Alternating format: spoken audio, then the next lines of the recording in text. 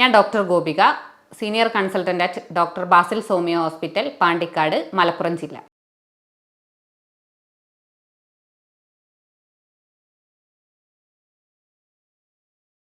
പ്രമേഹം വളരെ സ്റ്റാർട്ടിങ്ങുള്ള ആളുകളൊക്കെ ഉണ്ട്. ചെറുങ്ങനൊന്ന് ഡയബറ്റിക് അല്ലെങ്കിൽ ഒരു പ്രമേഹമാണ് എന്ന് പറയാൻ മാത്രമേ ഉണ്ടാവുള്ളൂ അവർ ടെസ്റ്റ് ചെയ്യുന്ന സമയത്ത്. അപ്പോൾ എല്ലാവർക്കും ഉള്ള ഒരു സംശയമാണ്, ഷുഗർ കണ്ടെത്തിയാൽ പിന്നെ കാലാകാലം മരുന്ന് കഴിക്കേണ്ടി വരുമോ, ഈ മരുന്ന് കഴിച്ചു തുടങ്ങിയാൽ പിന്നെ അത് ഇൻസുലിനായി മാറുമോ, അത് ഷുഗർ കുറയില്ലേ, പിന്നെ ഈ മരുന്ന് കഴിക്കുമ്പോൾ തന്നെ അതിൻ്റെ കിഡ്നിക്ക് റിലേറ്റ് ചെയ്ത് എന്തെങ്കിലും പ്രശ്നങ്ങളുണ്ടോ എന്നുള്ളതൊക്കെ പലരും ഇതുപോലെ നിരന്തരം ചോദിക്കുന്ന ഒരു ക്വസ്റ്റ്യനാണ്. നമുക്ക് ഈ ഷുഗർ എന്ന് പറയുന്നത് നമുക്ക് കൺട്രോൾ ചെയ്യാൻ പറ്റുന്ന ഒരു രോഗമല്ലേ? അത് സിമ്പിളായിട്ട് എന്തെങ്കിലും ചെയ്താൽ നമുക്ക് ഈ പറഞ്ഞ പോലെ നമുക്ക് ഷുഗർ കുറയ്ക്കാൻ പറ്റുമോ? എങ്ങനെയാണ് ഇതിൽ എന്താണ് നമുക്കിത് ഷുഗർ കുറയ്ക്കാൻ വേണ്ടി നമുക്ക് ചെയ്യാൻ പറ്റുക? ശരിയാണ്, ഇത് പലരും ചോദിക്കുന്ന ഒരു ചോദ്യമാണ്. ഇപ്പോൾ നമ്മൾ ക്ലിനിക്കിൽ തന്നെ ഒരുപാട് പേഷ്യൻസ് കണ്ടുവരുന്നുണ്ട്. ഇപ്പോൾ അടുത്ത് തന്നെ OP-യിൽ നടുവേദനയായിട്ട് ഒരു പേഷ്യൻ്റ് വന്നു. ആ പേഷ്യൻറ്റിന് നടുവേദന മാത്രമാണെന്നാണ് അവർ പറഞ്ഞു വന്നത്. നടുവേദനയ്ക്ക് മെഡിസിനും കൊടുത്തു. പക്ഷെ പിന്നീടുള്ള ഫോളോ അപ്പിലാണ് അവർ പറഞ്ഞത് അവർക്ക് ക്ഷീണം ഉണ്ടായിരുന്നു. ആദ്യത്തെ ഫോളോ അപ്പിൽ ക്ഷീണം ഉണ്ട് എന്ന് പറഞ്ഞിരുന്നു, പക്ഷെ അത് നമ്മൾ അത്ര കാര്യമായിട്ട് ഗവനിച്ചില്ല. പിന്നീടാണ് അവർ പറയുന്നത് കാലിന് ചുട്ടുപുകച്ചിലുണ്ട്, അതുപോലെ തന്നെ ഭയങ്കര ദാഹമാണ്. നമ്മളിങ്ങനെ എടുത്തെടുത്ത് ചോദിക്കുമ്പോൾ അവരിങ്ങനെ ഓരോന്ന് പറയുന്നു. അമിതമായ ക്ഷീണം, കാലിന് ചുട്ടുപുകച്ചിൽ, അതേപോലെ മുന്നേ എന്തോ ഒരു മുറിവുണ്ടായിട്ട് ഉണങ്ങാൻ ഭയങ്കര പ്രയാസമായിരുന്നു. അപ്പോൾ ഞാൻ പെട്ടെന്ന് ചോദിച്ചു ഷുഗർ ടെസ്റ്റ് ചെയ്തിട്ടുണ്ടോ എന്നുള്ളത്. പക്ഷെ അപ്പോൾ അവർ പറഞ്ഞു ഷുഗർ ടെസ്റ്റ് ചെയ്തിട്ടുണ്ട്, പക്ഷെ ഷുഗർ ഉണ്ടായിരുന്നില്ല. ഓക്കെ, അപ്പം നമുക്കൊന്നും കൂടെ ഒന്ന് ടെസ്റ്റ് ചെയ്യാം എന്നുള്ള രീതിയിലാണ് പറഞ്ഞത്. പിറ്റേ ദിവസം അവർ റിസൾട്ടുമായിട്ട് വന്നു, വളരെ കൂടുതലായിരുന്നു ആ ഷുഗർ. വീണ്ടും ഞാൻ എടുത്തു ചോദിച്ചപ്പോൾ പറഞ്ഞു മുന്നേ ചെറിയ രീതിയിൽ ഉണ്ടായിരുന്നു, പക്ഷെ അത് അവർ വലിയ കാര്യമായിട്ടൊന്നും എടുത്തില്ല. അപ്പോൾ അവർ സ്വന്തമായിട്ട് തന്നെ ഡയറ്റ് ഒക്കെ നോക്കി അവർക്ക് മാറ്റം കിട്ടി എന്നൊക്കെയാണ് പറയുന്നത്. പക്ഷേ ലക്ഷണങ്ങളൊക്കെ അതേപോലെ തന്നെ ഉണ്ടായിരുന്നു. പക്ഷെ അവർ പറയുന്നത് ഷുഗർ കുറഞ്ഞിരുന്നു എന്നാണ്. മുന്നേ കുറവുണ്ടായിരുന്നത് കൂടുതലുണ്ടായിരുന്നത് കുറഞ്ഞിരുന്നു എന്നുള്ള രീതിയിലാണ് അവർ പറഞ്ഞത്. പക്ഷേ എൻ്റെ അടുത്ത് ടെസ്റ്റ് ചെയ്ത ഒരു സമയത്ത് തന്നെ വളരെ കൂടുതലായിരുന്നു. അപ്പം അതുമായുള്ള ലക്ഷണങ്ങൾ മാത്രമാണ് ആ പേഷ്യൻറ്റിൽ കാണിച്ചിരുന്നത്. അമിതമായ ക്ഷീണം ഉണ്ടായിരുന്നു, അതേപോലെ ദാഹം വളരെ കൂടുതലായിരുന്നു. വെയിറ്റ് ലോസ് ഉണ്ടോ എന്ന് ചോദിച്ചപ്പോൾ അവരത്ര ചിന്തിച്ചിട്ടുണ്ടായിരുന്നില്ല. പക്ഷേ അവർ മുന്നത്തേക്കാൾ വെയിറ്റ് കുറയുകയും ചെയ്തിരുന്നു. അപ്പം അങ്ങനെയാണ് അവരെ ഷുഗർ എന്നുള്ളൊരു ഇതിലേക്ക് എത്തിയത്. അപ്പോൾ അവർ ചോദിച്ചു പിന്നീട് മെഡിസിൻ എടുക്കണോ എന്നുള്ളത്. മെഡിസിൻ ആ ഒരു സമയത്ത് ഞാൻ പറഞ്ഞത് ഈ ഒരു ഇതിന് മെഡിസിൻ എടുക്കേണ്ടത് അത്യാവശ്യമാണ്, പക്ഷെ നമുക്കൊന്ന് ഡയറ്റ് നിങ്ങൾ കൺട്രോൾ ചെയ്യാൻ പറ്റുന്നുണ്ടെങ്കിൽ നിങ്ങൾക്കൊന്ന് കൺട്രോൾ ചെയ്ത് നോക്കാം എന്ന് പറഞ്ഞു. ആ രീതിയിൽ ഞാനൊരു ഡയറ്റും എക്സസൈസും അവർക്ക് പറഞ്ഞു കൊടുത്തു. അവരത് വളരെ കൃത്യമായിട്ട് ഫോളോ ചെയ്യുകയും ചെയ്തു. പിന്നീട് ഒരു മാസം കഴിഞ്ഞ് ആണ് ഷുഗർ ടെസ്റ്റ് ചെയ്തത്. പക്ഷെ അവരുടെ ലക്ഷണങ്ങളെല്ലാം ഒരു 2 വീക്സിനുള്ളിൽ തന്നെ കുറഞ്ഞു വന്നിരുന്നു ഓരോ ലക്ഷണങ്ങളും. അപ്പോൾ ആ ഒരു മാസം കഴിഞ്ഞുള്ള ടെസ്റ്റ് റിപ്പോർട്ട് വളരെ മാറ്റമുള്ളതായിരുന്നു. ഷുഗർ നല്ല രീതിയിൽ കുറയുകയും ചെയ്തിരുന്നു, അതുപോലെ തന്നെ വളരെ ചേഞ്ച് ഉണ്ടായിട്ടുണ്ടായിരുന്നു. വെയിറ്റ് അവർ കൂടുകയും ചെയ്തിരുന്നു. അവരുടെ ഒരു കാണുന്ന അപ്പിയറൻസിൽ തന്നെ നല്ലൊരു മാറ്റം നമുക്ക് കിട്ടിയിരുന്നു. അപ്പം ഇന്ന് ഞാനിപ്പോൾ നിങ്ങൾക്ക് പറഞ്ഞു തരാൻ പോകുന്നത് ആ ഒരു പേഷ്യൻ്റ് ഫോളോ ചെയ്ത ഡയറ്റും എക്സസൈസുമാണ്. അതിനു മുന്നേ ആദ്യമായിട്ട് ഞാൻ പറഞ്ഞു തരാം, നിങ്ങൾ ഷുഗർ ടെസ്റ്റ് ചെയ്യേണ്ട സമയത്ത് ഭക്ഷണത്തിന് മുമ്പേ ഉള്ള ഷുഗറും അതുപോലെ തന്നെ ഭക്ഷണത്തിന് 2 മണിക്കൂർ ശേഷമുള്ള ഷുഗറും മാത്രം ടെസ്റ്റ് ചെയ്തിട്ട് അത് കൂടുതലോ കുറവോ എന്നുള്ളതിന്റെ അടിസ്ഥാനത്തിൽ മാത്രം നിങ്ങൾക്ക് ഷുഗർ ഉണ്ടെന്നോ ഇല്ലാന്നോ പറയാൻ പറ്റില്ല. HbA1c എന്ന് പറഞ്ഞൊരു ടെസ്റ്റ് ഉണ്ട്. 3 മാസത്തെ ഒരു ആവറേജ് ടെസ്റ്റാണ് അത് കാണിക്കുന്നത്.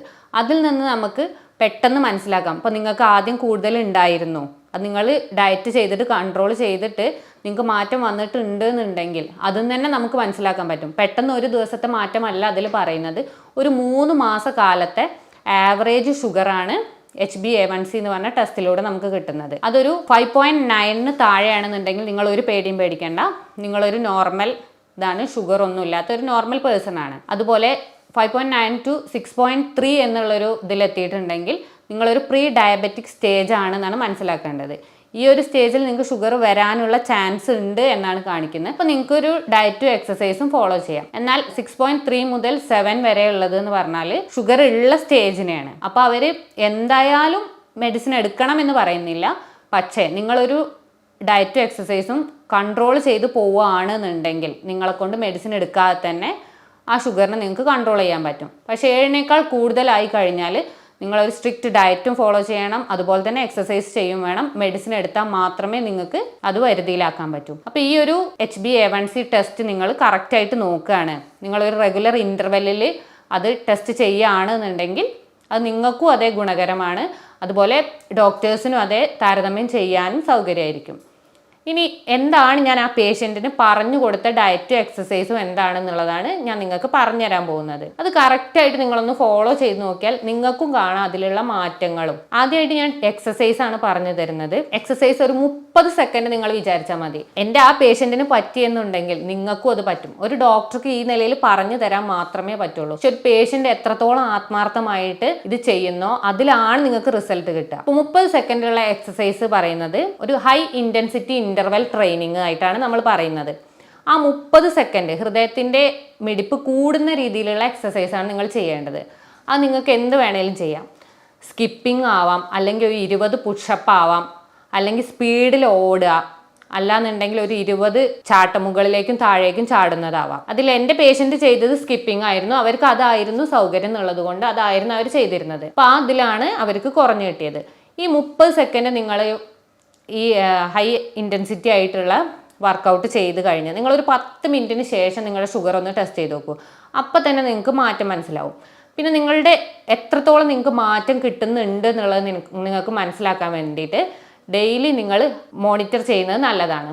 നിങ്ങളുടെ ഷുഗർ റാൻഡം ബ്ലഡ് ഷുഗർ ആയാലും കുഴപ്പമില്ല, ഒരു 3 days ഒക്കെ കണ്ടിന്യൂസ് ആയിട്ട് ചെയ്യുക. അല്ല ഡെയിലി നിങ്ങൾ ഈ വർക്കൗട്ടും ഡയറ്റും ചെയ്യുന്ന സമയത്ത് കണ്ടിന്യൂസ് ആയിട്ട് ചെയ്യുകയാണെന്നുണ്ടെങ്കിൽ അതും നല്ലതാണ്. ടൈം, ഡേറ്റ്, അതേപോലെ ഷുഗറിന്റെ ലെവൽ. അപ്പൊ നിങ്ങൾക്ക് മനസ്സിലാവും ഇത് ഡെയിലി നിങ്ങൾ ഒരു 8 മണിക്കൂർ ഗ്യാപ്പിൽ ചെയ്യുകയാണെന്നുണ്ടെങ്കിൽ ഈ പേപ്പർ നോക്കുമ്പോൾ തന്നെ അല്ലെങ്കിൽ ഈ ബുക്ക് നോക്കുമ്പോൾ തന്നെ നിങ്ങൾക്ക് മനസ്സിലാവും അതിലുള്ള ഫ്ലക്ച്വേഷൻ. അപ്പൊ നിങ്ങൾക്ക് ഏതൊക്കെ ഫുഡിലാണ് മാറ്റം ഉണ്ടായത്, അല്ല ഏതൊക്കെ എക്സസൈസ്. ഇപ്പൊ സ്കിപ്പിങ്ങിൽ ചിലപ്പോൾ ചിലർക്ക് കൂടുതലുണ്ടാവാം, അല്ല ചിലർക്ക് സ്കിപ്പിംഗ് ചെയ്യുമ്പോൾ കുറയുന്നതായിട്ടാവും തോന്നുന്നത്. അപ്പോൾ ആ രീതിയിലുള്ള ഫ്ലക്ച്വേഷൻസ് എല്ലാം മനസ്സിലാക്കാൻ പറ്റും. അപ്പോൾ എത്രത്തോളം കൂടുതലായിട്ട് എക്സസൈസ് ചെയ്യണം, ആ 30 സെക്കൻഡ് ആ ചെയ്തത് വളരെ കൃത്യതയിലാണോ ചെയ്തത്, വളരെ വിയർക്കുന്ന രീതിയിലാണോ, അതേ ഹൈ ഇൻറ്റൻസിറ്റിയിലാണോ, ഇതൊക്കെ നിങ്ങൾക്ക് അതിൽ തന്നെ മനസ്സിലാക്കാൻ പറ്റും. പിന്നെ ഒന്നുള്ളത് ഡയറ്റാണ്. ഡയറ്റും ഈ എക്സസൈസിൻ്റെ കൂടെ നിങ്ങൾ കൊണ്ടുപോവുകയാണെന്നുണ്ടെങ്കിൽ നിങ്ങൾക്ക് ഒരു മെഡിസിൻ്റെ ആവശ്യമില്ലാതെ നിങ്ങളുടെ പ്രമേഹം നിങ്ങളുടെ കയ്യിൽ തന്നെ ഉണ്ടാവും. നിങ്ങളുടെ ഗ്ലൂക്കോസിൻ്റെ അളവ് നിങ്ങൾ എത്രയാണോ വിചാരിക്കുന്നത് ആ രീതിയിൽ ആക്കണമെന്നുണ്ടെങ്കിൽ നിങ്ങളുടെ ഡയറ്റ് വളരെ കൃത്യമായാൽ മതി. മെയിനായിട്ട് മൊത്തത്തിലുള്ള ഒരു ഡയറ്റ് പറയുകയാണെന്നുണ്ടെങ്കിൽ സാധാരണ മലയാളികൾ അരിഭക്ഷണം കൂടുതലായിട്ട് കഴിക്കുന്നതാണ്. ഈ അരിഭക്ഷണം കഴിക്കുമ്പോൾ എന്തുകൊണ്ടാണ് നമ്മുടെ ശരീരത്തിൽ ഗ്ലൂക്കോസ് കൂടുന്നത്? ഈ അന്നജം എന്ന് പറയുന്നത് ഗ്ലൈസിമിക് ഇൻഡെക്സ് വളരെ കൂടുതലുള്ള ഫുഡാണ്. ഇത് നമ്മുടെ ശരീരത്തിൽ എത്തുമ്പോൾ അതിൽ ഗ്ലൈസിമിക് ഇൻഡെക്സ് കൂടിക്കഴിഞ്ഞാൽ ഇൻസുലിൻ റെസിസ്റ്റൻസ് ആണ് ഉണ്ടാകുന്നത്. ഇൻസുലിൻ റെസിസ്റ്റൻസ് എന്ന് പറയുന്നത് ഇൻസുലിൻ്റെ പ്രതിരോധം ഉണ്ടാകുന്നുണ്ട്. ഇൻസുലിൻ പ്രതിരോധിച്ച് കഴിഞ്ഞാൽ രക്തത്തിലുള്ള ഗ്ലൂക്കോസ് കോശങ്ങളിലേക്ക് എത്തില്ല. അപ്പോൾ അവിടെ ഒരു പ്രതിരോധമാണ് ഉണ്ടാകുന്നത്. ആ സമയത്ത് രക്തത്തിലുള്ള ഗ്ലൂക്കോസിൻ്റെ അളവ് കൂടുന്നു. ഇതാണ് പ്രമേഹം. ഈ രക്തത്തിൽ ഗ്ലൂക്കോസിൻ്റെ അളവ് കൂടിക്കഴിഞ്ഞാലാണ് നമുക്ക് ഓരോ രീതിയിലുള്ള ലക്ഷണങ്ങളും, അതുപോലെ ഇത് ക്രമാതീതമായിട്ട് നിയന്ത്രണത്തിൻ്റെ അതീതമായിട്ട് കൂടിയിട്ടുണ്ടെന്നുണ്ടെങ്കിൽ അത് ഓരോ അവയവങ്ങളെ കാർന്ന് തിന്നുകയാണ് ചെയ്യുന്നത്. ഒരു നിശബ്ദനായ കൊലയാളിയാണ് പ്രമേഹം. അതെല്ലാവരും കേട്ടിട്ടുണ്ടാവും. അപ്പോൾ അതിൻ്റെ കാരണം ഇതാണ്. പിന്നെ അവയവങ്ങൾ ഓരോന്നോരോന്നായിട്ട് റെഡ്യൂസ് ആയിക്കൊണ്ടിരിക്കുകയാണ് അതിൻ്റെ വർക്കിംഗ് എല്ലാം. അപ്പോൾ ഇതെല്ലാം കൊലയാളിയായിട്ട് മാറുകയാണ് ചെയ്യുന്നത്. ഈ ഒരു സമയത്ത് നമ്മൾ ഡയറ്റാണ് മെയിനായിട്ട് ഫോളോ ചെയ്യേണ്ടത്. അപ്പോൾ അന്നജം കുറയ്ക്കാമെന്ന് എല്ലാവരും പറയുന്നത് കേട്ടിട്ടുണ്ട്. അപ്പോൾ അരിഭക്ഷണം കുറച്ചു, പക്ഷേ ചപ്പാത്തി നന്നായിട്ട് കഴിക്കുന്നുണ്ടെന്നുണ്ടെങ്കിൽ ഇതിൽ നമുക്കൊരു നെഗറ്റീവ് റിസൾട്ടാണ് കിട്ടുന്നത്. എത്രയാണോ ക്വാണ്ടിറ്റി, ആ ക്വാണ്ടിറ്റിയാണ് നമ്മൾ കുറയ്ക്കേണ്ടത്. അപ്പോൾ ചോറിന് പകരം 5 ചപ്പാത്തി കഴിക്കുന്നുണ്ടെങ്കിൽ നമുക്കൊന്നും കിട്ടുന്നില്ല. കാരണം എന്താ വെച്ചാൽ ആ ഒരു സെയിം ക്വാണ്ടിറ്റിയിൽ തന്നെ കഴിച്ചു കഴിഞ്ഞാൽ ശരീരത്തിൽ ഗ്ലൂക്കോസിൻ്റെ അളവ് കൂടുന്നു.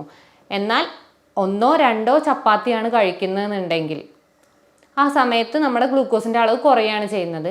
അതേപോലെ ഇനി അരി അത്രയും കഴിക്കണം എന്നുള്ളവർ തവിടുള്ള അരി കഴിക്കാൻ ശ്രദ്ധിക്കാം.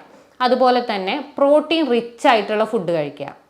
കടല, പരിപ്പ്, ചെറുപയർ അങ്ങനത്തെ സാധനങ്ങൾ കഴിക്കാൻ നോക്കുക. പച്ചക്കറികൾ കഴിക്കുക. അതേപോലെ ഓംലെറ്റ് അല്ലെങ്കിൽ 1 or 2 പുഴുങ്ങിയ മുട്ട, ഇതൊക്കെ പ്രോട്ടീൻ റിച്ച് ആണ്, എന്നാൽ കാർബോഹൈഡ്രേറ്റ് കുറവുമാണ്. അപ്പോൾ ശരീരത്തിൽ ഗ്ലൂക്കോസിൻ്റെ അളവ് കൂടാനുള്ള ചാൻസ് വളരെ കുറവാണ്. അതുപോലെ തന്നെയാണ് പാലുൽപ്പന്നങ്ങൾ, യോഗേർട്ട് കഴിക്കാൻ നോക്കുക. ഫാറ്റ് വളരെ കുറഞ്ഞ ചീസ്, അതും ശരീരത്തിന് നല്ലതാണ്. ഗ്ലൈസമിക് ഇൻഡെക്സ് കുറവായതുകൊണ്ട് നമ്മുടെ ഗ്ലൂക്കോസിൻ്റെ അളവ് കുറയും ചെയ്യും. ഈ ഒരു രീതിയിലാണ് മൊത്തത്തിലുള്ള ഡയറ്റ് നോക്കേണ്ടത്. ഇനി ഞാൻ പേഷ്യൻറ്റിന് പറഞ്ഞു കൊടുത്ത ഒരു ഡെയിലി ഡയറ്റ് നിങ്ങൾക്കും കൂടെ പറഞ്ഞു തരാം. ഇത് കറക്റ്റായിട്ട് ഫോളോ ചെയ്യാൻ നോക്കുക.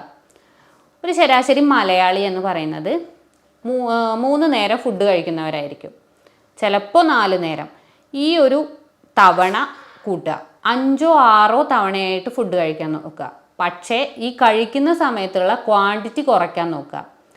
3ഓ 4ഓ തവണ കഴിച്ചിരുന്ന ഫുഡ് 5ഓ 6ഓ തവണയായിട്ട് ക്വാണ്ടിറ്റി കുറച്ച് കഴിക്കാൻ നോക്കുക.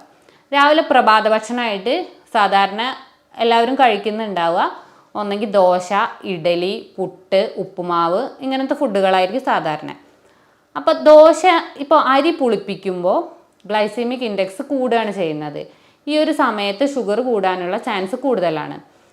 അപ്പോൾ ഇപ്പോൾ ഇഡലി ആണ് ഉണ്ടാക്കുന്നതെന്നുണ്ടെങ്കിൽ ഇഡലിയിൽ ഉഴുന്നിൻ്റെ അളവ് കൂട്ടാൻ നോക്കുക. ഉഴുന്നിൻ്റെ അളവ് കൂട്ടുമ്പോൾ പ്രോട്ടീൻ കൂടുന്നു. അപ്പോൾ കാർബോഹൈഡ്രേറ്റും പ്രോട്ടീനും ഒരേ ക്വാണ്ടിറ്റി ആകുമ്പോൾ ഗ്ലൈസീമിക് ഇൻഡെക്സിൽ ചേഞ്ച് ഉണ്ടാവില്ല. അപ്പോൾ നമ്മുടെ ഷുഗറിൻ്റെ അളവ് കുറഞ്ഞു വരികയും ചെയ്യും. അതേപോലെ ഉലുവയും കൂടുതൽ ക്വാണ്ടിറ്റി യൂസ് ചെയ്യാൻ നോക്കുക.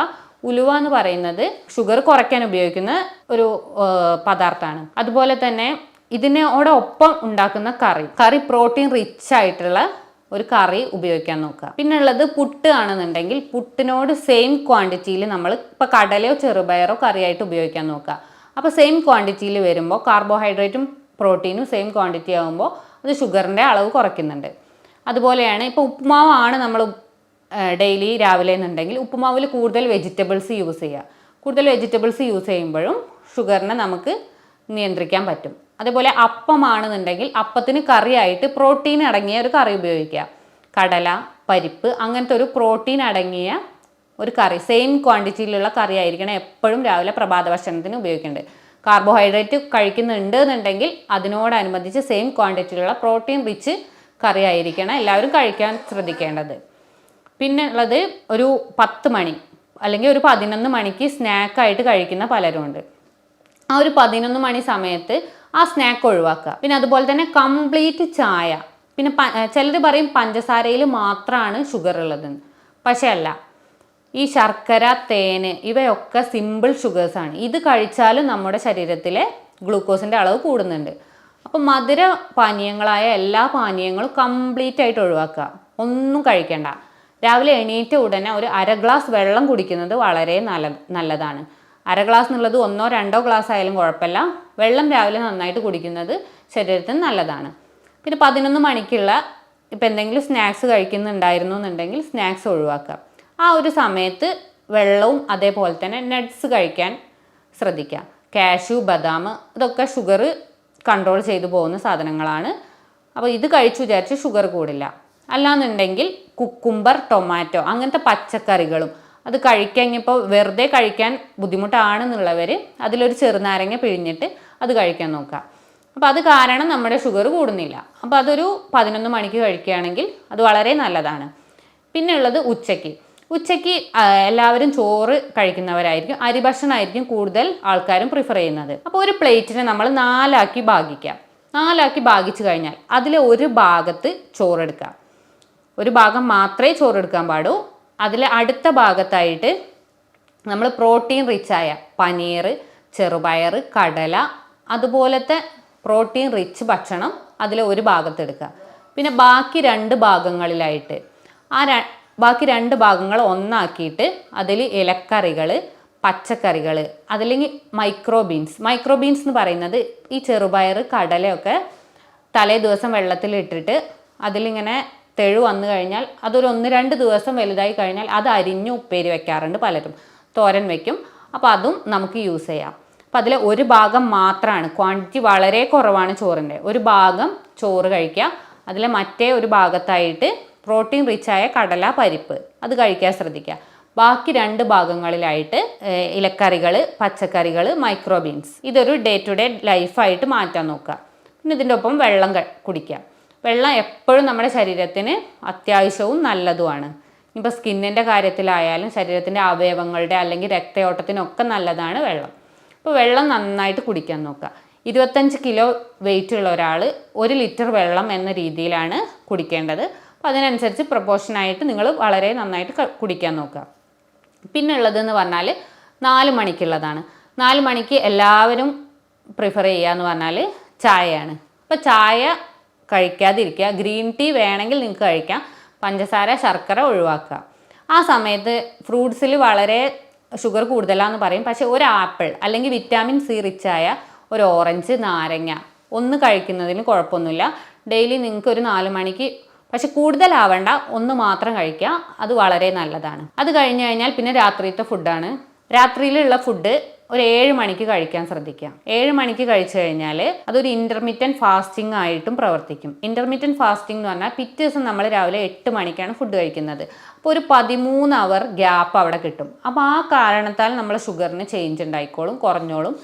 അതുപോലെ നമ്മൾ ഈ ഡയറ്റ് കൺട്രോൾ ചെയ്യുമ്പോഴും ഷുഗറിനുള്ള മാറ്റം നമുക്ക് മനസ്സിലാവും.